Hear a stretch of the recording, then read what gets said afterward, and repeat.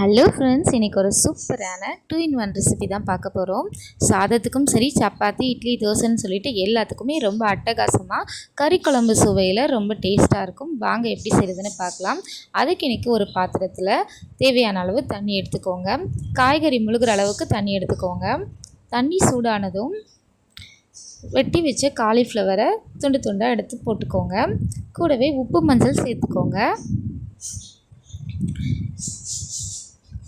Cauliflower அரை வேக்காடு வெந்ததும் அதை தனியாக வடிகட்டி எடுத்து வச்சுக்கோங்க. அதுக்கப்புறம் ஒரு மிக்ஸி ஜாரில் அரை முடிக்கும் கம்மியாக தேங்காய் துண்டுகள் எடுத்துக்கோங்க. கூடவே 3 ஸ்பூன் பொட்டுக்கடலையை ஆட் பண்ணிக்கோங்க.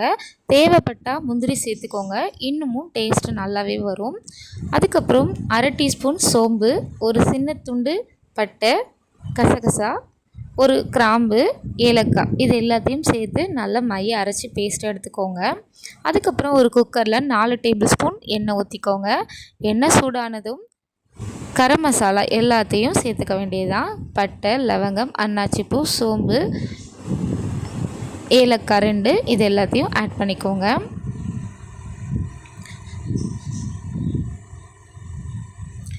கூடவே பொடி பொடியாக நறுக்கி வச்ச 3 வெங்காயத்தை நல்லா சேர்த்துக்கோங்க. நான் இன்றைக்கி 3 வெங்காயம், 2 தக்காளி, 2 பச்சை மிளகாய், 2 ஸ்பூன் இஞ்சி பூண்டு விழுது, அதுக்கப்புறமா ஒரு கொத்து கருவேப்பிலை, இது எல்லாத்தையும் எடுத்துக்கிட்டேன்.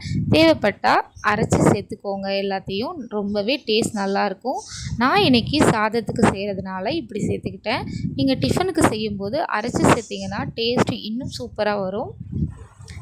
அதுக்கப்புறம் வெங்காயம், பச்சை மிளகாவை போட்டு நல்லா வதக்கி எடுங்க.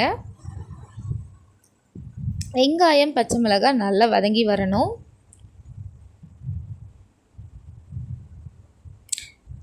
வதங்கியதும் எடுத்துருக்க இஞ்சி பூண்டு பேஸ்ட்டு ஆட் பண்ணிக்கோங்க.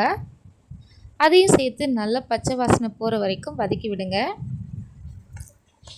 இஞ்சி பூண்டோட பச்சை வாசனை போனதும் 2 தக்காளியை பொடி பொடியாக நறுக்கி இந்த மாதிரி சேர்த்துக்கோங்க. அதையும் சேர்த்து நல்லா வதக்கி எடுங்க. எல்லாம் நல்லா வதங்கி வந்ததும் குழம்புத்தூள், கரம் மசாலா, மஞ்சத்தூள், இது எல்லாத்தையும் சேர்த்து ஆட் பண்ணிக்கோங்க. தேவைப்பட்டால் சிக்கன் மசாலா சேர்த்துக்கலாம். ரொம்பவே டேஸ்ட் நல்லாயிருக்கும். நல்லா பச்சை வாசனை போகிற வரைக்கும் வதக்கி எடுங்க. ஒரு 2 நிமிஷம் வதக்கி எடுத்திங்கன்னா அது கூட ஒரு கை புதினாவை சேர்த்துக்கோங்க. இன்னும் டேஸ்ட் நல்லா கொடுக்கும். ஃப்ளேவர் ரொம்ப நல்லாயிருக்கும். ஹோட்டல் சுவையில் கிடைக்கும். நல்லா போட்டு வதங்குங்க. அதுக்கப்புறம் நம்ம அரை வேக்காடில் வேக வச்சு எடுத்துருக்க காலிஃப்ளவரை சேர்த்துக்கோங்க. அதோடு இந்த மசாலாவை நல்லா பிரட்டி எடுங்க. சிம்மில் வச்சு செய்யுங்க, இல்லைன்னா அடி பிடிச்சிரும். அதுக்கப்புறம் ஒரு டம்ளர் தண்ணி ஊற்றிக்கோங்க. நல்லா தண்ணி ஊற்றி கிளறி விடுங்க. இந்த மாதிரி கிளறி விட்டதும்